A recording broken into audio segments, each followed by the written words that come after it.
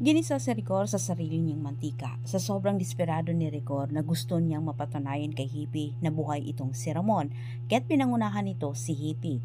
At samantala, hindi naman nagawa ni Ramon na iputok ang armas kay Rigor sapagkat pinigilan siya ni Don Julio at sa mga kaibigan ni Tanggol lalo na kay Marites.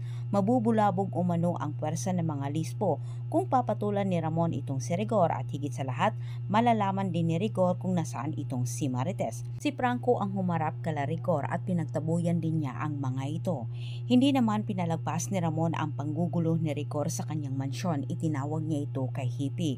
At samantala sa kabilang banda, desperada na itong si Atty. Vera para makuha ang yaman na pinangako din ni David sa kanya. Inihanda na ni Atty. Vera ang papel na ipinisikaso ni David para ialok umano nila ito kay Miguelito. Ang dalawa ay parehong walang alam na konektado itong si Miguelito sa mga Montenegro, lalo na kay Ramon at David. Kampante naman itong si David na magtagumpay umano ang kanyang masamang planong panluloko dito kay Miguelito.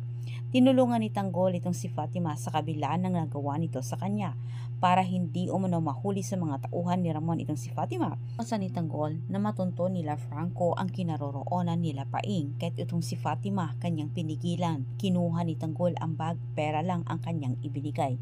Sa kabilang dako, sinuspindi ni Hippie itong si Rigor kasama ng si Mando at iba pang mga parak na sumama kay Rigor sa paglusob sa mansyon ng mga Montenegro. Rigor pa ang may gana na humingi ng tamang panahon dito kay Hippie para mapatunayan umano niya na buhay itong si Ramon. Bigyan umano siya ng sapat ng panahon at oras.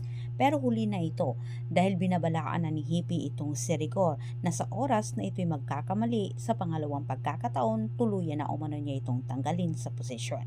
Maraming salamat sa panonood at antabayan po niyo susunod kong update. Maraming salamat sa panonood. Huwag kalimutang mag-subscribe.